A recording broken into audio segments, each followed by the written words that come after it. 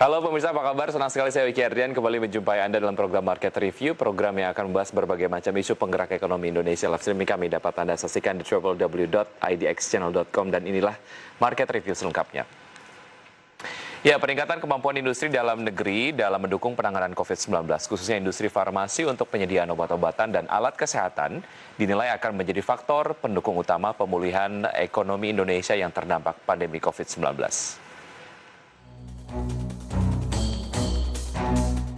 Menteri Perindustrian Agus Gumiwang Kartasasmita mengatakan ada dua kunci utama dalam upaya membangkitkan kinerja industri nasional pada tahun ini, yakni melalui program vaksinasi COVID-19 dan penerapan Undang-Undang Nomor 11 Tahun 2020 tentang Cipta Kerja. Langkah strategis ini juga dapat mengakselerasi pemulihan ekonomi nasional. Dimulainya vaksinasi bisa menjadi kunci pendorong dalam pemulihan industri di tanah air. Agus menegaskan pihaknya berkomitmen memacu kembali daya saing industri nasional melalui beberapa jurus jitu, di antaranya menjaga produktivitas industri selama pandemi melalui kebijakan pemberian izin operasional dan mobilitas kegiatan industri atau IOMKI. Adapun sebanyak 18.527 IOMKI telah diberikan kepada perusahaan industri untuk mampu melindungi pekerjaan bagi 5,16 juta orang tenaga kerja. Adapun sebanyak 18.527 IOMKI telah diberikan kepada perusahaan industri untuk mampu melindungi pekerjaan bagi 5,16 juta orang tenaga kerja. Strategi berikutnya adalah peningkatan kemampuan industri bagi negeri dalam mendukung penanganan COVID-19, khususnya industri farmasi untuk menyediakan obat-obatan dan alat kesehatan. Melalui berbagai program dan kebijakan tersebut, Menperin optimistis industri manufaktur di tanah air akan tumbuh positif mendekati 4% pada 2021. Sebelumnya di triwulan 3 2020 pertumbuhan industri manufaktur mengalami kontraksi 4,31% dan pada triwulan 2 2020 juga terkontraksi 6,19%. Berbagai sumber, IDX Channel. Ya, pemirsa, untuk membahas tema kita pada paruh pertama di Market Review sudah terhubung melalui aplikasi Zoom Bapak Mesha Rizal Sini, beliau adalah Direktur Utama PT Diagnos Laboratorium Utama TBK, dan juga Dr. Denis Jacobus, beliau adalah Managing Director dari PT Diagnos Laboratorium Utama TBK. Selamat pagi Bapak-Bapak. Iya, selamat pagi Pak. Selamat pagi. Terima kasih sudah bergabung bersama kami di Market Review. Sehat selalu ya Pak. Sehat Pak, sehat. Alhamdulillah. Baik. Sehat Pak. Oke, hari ini PT Diagnos Laboratorium Utama TBK lakukan IPO dengan kode saham DGNS. Sebelum saya kemudian bahas detail mengenai IPO, saya ingin lebih mengenal lah ya PT Diagnos Laboratorium Utama TBK. Tentu saja dengan bertanya kepada Pak Mesha nih. Pak Mesha, Iya, betul. awal mula perusahaan kemudian didirikan seperti apa waktu itu Pak? Jadi sejarah perusahaan ini memang udah lumayan lama. Dari Perseron ini didirikan tahun 2007 sebagai perusahaan laboratorium klinis yang modern dan bagian dari grup perusahaan Unemedic Healthcare System dengan harapan untuk menjadi perusahaan laboratorium klinik nasional yang terbaik. Baik. Jadi sudah cukup lama Pak. Sudah cukup lama ya bergerak dalam industri laboratorium kesehatan begitu ya, memberikan pelayanan kepada masyarakat. Tentu saja yang ingin mengenal diri mereka lebih baik, artinya dalam hal kesehatan, tubuh mereka kondisinya seperti apa bisa dicek secara lengkap begitu. Baik, betul Pak. Saya ke Dr. Denis ataupun Pak Denis saya panggilnya ya. Pak Denis, ini kalau Pak Denis belum terhubung ya? Baik, berarti saya akan masih berbincang bersama Pak Mesha. Pak Mesha, kalau Anda tadi melihat bahwa ada satu kansel ataupun mungkin ada satu potensi yang sangat-sangat menarik di industri laboratorium kesehatan di Indonesia. Seberapa menarik menurut Anda? Sebenarnya bisnis laboratorium di Indonesia ini masih sangat terbuka, Pak. Karena dengan meningkatnya gaya hidup dan taraf hidup di masyarakat Indonesia, dan tingkat kesadaran masyarakat hidup di Indonesia ini, Kementerian Kesehatan akan meminta pelayanan laboratorium yang lebih bagus lagi, gitu. Terutama Pak untuk pemeriksaan yang khusus atau kita sebut dengan esoteric test, di mana tes-tes tersebut yang dulu nggak diminta, sekarang diminta, dan dulu tidak ada di Indonesia, sekarang ada di Indonesia, itu yang kita coba hadirkan di pelayanan diagnos laboratorium. Baik. Pertanyaan serupa juga saya kemudian akan tanyakan kepada Dr. Denis. Dok, ini kalau Anda melihat dari sudut pandang Anda sebagai managing director lah di perusahaan, sejauh mana potensi dari bisnis fasilitas laboratorium kesehatan ini membuat Anda kemudian merancang berbagai macam strategi untuk bisa dapat bersaing lah. Karena mengingat ini playernya tidak hanya beberapa, cukup banyak gitu. Artinya harus diakali dengan strategi bisnis yang mumpuni. Silakan Pak Denis. Baik, terima kasih Pak. Memang di Indonesia ini menjadi momok saat ini ketika pelayanan kesehatan, terutama bagian diagnostik laboratorium itu menjadi sorotan pada beberapa waktu belakangan ini. Dan ini kalau misalnya kita melihat ke depannya, tentunya potensi yang kita lihat ini sangat besar. Karena yang pertama adalah populasi Indonesia yang memang cukup besar. Selain itu juga dengan masih banyaknya yang belum merasakan fasilitas kesehatan itu yang baik dan standar yang baik itu seperti apa. Di sini menjadi suatu misi kami untuk memberikan pelayanan kesehatan yang baik dan berstandar yang baik itu kepada merata ke seluruh Indonesia tujuannya. Dan tentunya mungkin di waktu ke depan tidak terbatas hanya kepada Indonesia saja. Tetapi untuk pada saat ini kita akan fokus untuk memberikan pelayanan dari segi yang pertama adalah memiliki kekuatan dari segi akurasi, di mana setiap orang yang menerima pemeriksaan laboratorium itu harapannya adalah memiliki hasil yang sesuai dengan gambaran yang sebenarnya. Jadi bukan hasil yang diharapkan, tetapi hasil yang sesuai dengan gambaran sebenarnya. Nah, ini yang kita terus mengembangkan diri kita, diri laboratorium diagnos menjadi sesuatu yang bisa mencapai tujuan itu. Selain itu juga dengan tentu tidak terlepas dari servis yang baik. Kita memberikan pelayanan yang sesuai dengan kultur kita di Indonesia, sehingga kita bisa memberikan pelayanan yang sesuai dengan harapan masyarakat dan memiliki kepuasan di hati pelanggan kami dan pasien kami. Ya, hasil cek laboratorium yang akurat itu kemudian sangat-sangat penting karena mempengaruhi tindakan medis yang akan dilakukan berikutnya. Saya ke Pak Mesya. Pak Mesya, kalau tadi konteksnya ataupun asumsinya adalah bagaimana sebetulnya industri laboratorium kesehatan ini sangat-sangat potensial lah ya di Indonesia. Kalau sekarang asumsinya kita fokuskan sedikit ke kondisi pandemi COVID-19. Sejauh mana ini juga sebetulnya menjadi blessing in disguise lah untuk teman-teman di industri laboratorium kesehatan? Ya, sebenarnya begini Pak, pada era pandemik ini saya kurang bisa bilang ini blessing in disguise, tapi di diagnos laboratorium memang ini adalah kunci dari kecepatan dan kesiapan kita dalam menghadapi era pandemik. Seperti saya pernah ceritakan terdahulu bahwa diagnos merupakan salah satu lab yang siap dan paling adaptif terhadap lingkungan awal-awal pandemi.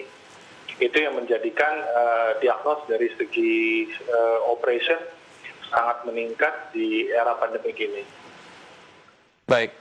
Saya ke Pak Denis. Tadi sempat disampaikan oleh Pak Mesya kan agar kemudian di diagnos ini dapat betul-betul adaptif di kondisi terkini. Ya, baik, terima kasih Pak. Jadi memang adaptivitas dari diagnos ini menjadi salah satu juga dalam artian sangat Indonesia maupun di dunia internasional. Dengan ini kita terus menilai dan terus melihat apakah ada potensi atau daya guna yang bisa kita gunakan untuk kita aplikasikan kepada para pelanggan kami.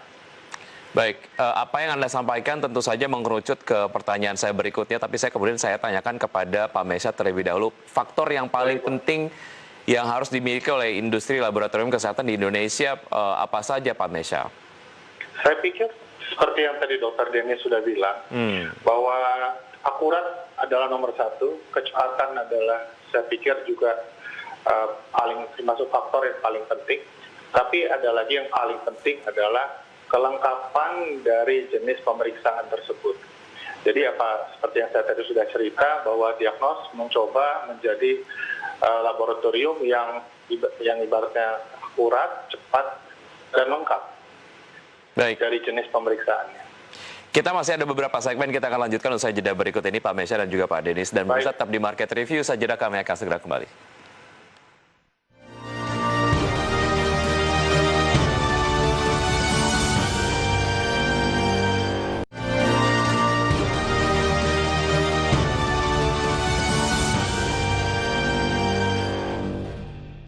Ya, terima kasih Anda masih bergabung bersama kami di Market Review, masih berbincang mengenai tumbuh kembang industri laboratorium kesehatan dan masih juga berbincang bersama Direktur Utama dan juga Managing Director dari PT Diagnos Laboratorium Utama TBK, ada Bapak Mesya Rizal Sini, kemudian juga ada Pak Denis Jakobus. Saya ke Pak Denis, saya ingin menanyakan pertanyaan yang sama sebelum jeda kepada tadi Pak Mesya, ke Pak Denis sekarang. Bagaimana sebetulnya Diagnos ini terus melengkapi diri lah, karena kalau kita lihat teknologi kesehatan, tentu saja laboratorium kesehatan spesifiknya, ini perubahannya cukup dinamis, dan bagaimana sebetulnya Diagnos catch up dengan itu? Oke, baik. Terima kasih Pak pertanyaannya. Jadi memang untuk Diagnos ini yang pertama kita selalu update dengan berita-berita terbaru, karena itu pun kami juga masuk kepada komunitas-komunitas atau kepada yang mengembangkan teknologi ke depannya. Jadi baik teknologi yang sudah keluar maupun teknologi yang sedang dikembangkan, kita terus update. Itu ada tim profesional kami yang terus update mengenai itu. Dan teknologi itu apabila memang bisa dikembangkan, kita kembangkan dan habis itu kita aplikasikan di perusahaan kami, di Diagnos, di mana itu didukung dengan tenaganya, didukung dengan teknologinya, didukung dengan perlengkapannya. Jadi kita lengkapi semuanya. Baik, ini kemudian dapat menjadi one-stop source untuk laboratorium kesehatan karena dilengkapi dengan berbagai macam alat diagnosa begitu ya. Saya ke Pak Mesya. Pak Mesya tadi disinggung sedikit mengenai pentingnya keberadaan dari SDM yang juga cukup mumpuni. Selain teknologi yang baik, kemudian juga harus diimbangi dengan SDM yang mumpuni. Sejauh mana Diagnos juga ini terus memberikan pelayanan yang maksimal melalui SDM yang kualitasnya sangat-sangat baik. Ya, betul Pak. Jadi sebenarnya inilah salah satu kunci keberhasilan Diagnos adalah kita mempunyai talent-talent yang luar biasa. Kita punya dokter-dokter yang luar biasa sehingga itu membuat Diagnos bisa dibilang berkembang sangat cepat dibandingkan laboratorium lainnya. Human capital buat kita itu salah satu yang sangat jadi andalan kita, Pak. Baik. Dari sisi upaya untuk melengkapi skill SDM lah ya, ataupun mungkin knowledge daripada SDM yang ada di Diagnos, upaya-upayanya ataupun training-trainingnya seperti apa, Pak Denis? Baik, jadi memang untuk mengembangkan SDM yang bergerak di Diagnos, kami selain memiliki tim HRD yang cukup kuat, selain itu juga kami melakukan tim diklat sehingga kita memiliki pendidikan dan pelatihan yang kontinu, dan dengan update teknologi apabila diperlukan, kami akan mengaplikasikannya itu kepada tim kita sehingga selain dengan teknologinya, SDM-nya juga mengikuti dari segi pengetahuannya, keilmuannya, dan sebagainya. Baik, Pak Mesya, di awal tadi Anda sampaikan bahwa memang Anda bergerak di dalam, ataupun perusahaan lah ya, bergerak dalam industri laboratorium kesehatan sudah cukup lama. Artinya kepercayaan masyarakat terhadap perusahaan Anda memang sudah ada lah. Nah, apa yang paling penting untuk bisa terus mengembangkan kepercayaan dari masyarakat sendiri di industri laboratorium kesehatan?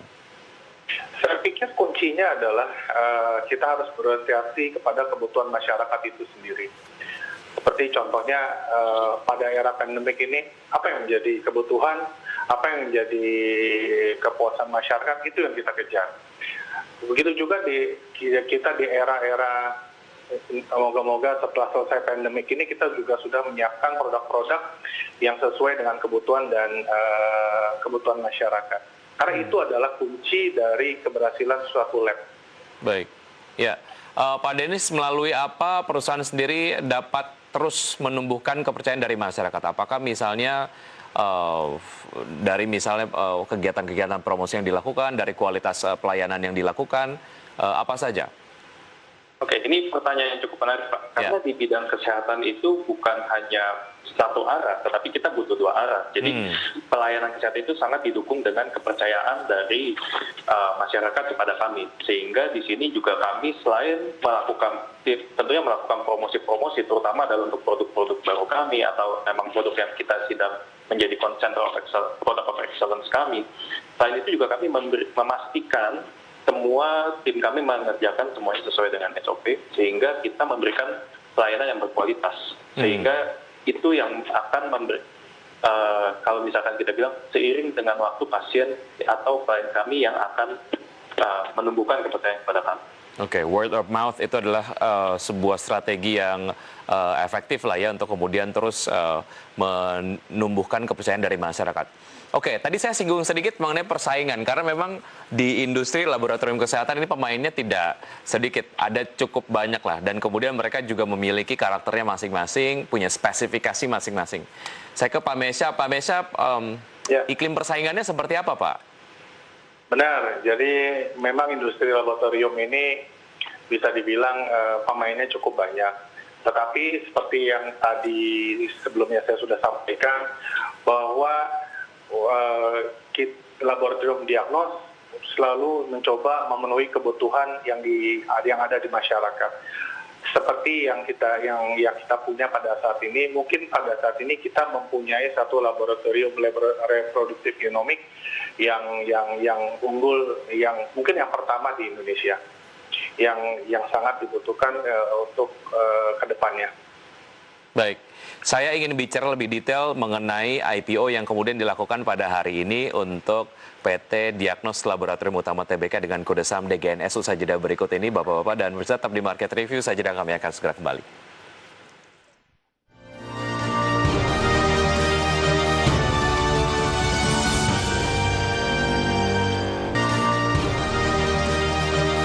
Sebelum saya lanjutkan perbincangan, ada beberapa data yang tim redaksi sudah siapkan. Tentu saja ini mengenai profil emiten PT Diagnos Laboratorium Utama Tbk dengan kode emiten DGNS. Saham yang di-IPO-kan sebanyak 250 juta lembar saham atau 20% dari modal ditempatkan. Dengan underwriter PT Bre Asset Sekuritas Indonesia dengan tanggal IPO adalah hari ini, 15 Januari 2021 dengan harga IPO Rp25 per lembar saham dan target dana hasil IPO adalah sebanyak 50 miliar rupiah. Kami kompilasi datanya dari prospektus PT Diagnos Laboratorium Utama Tbk.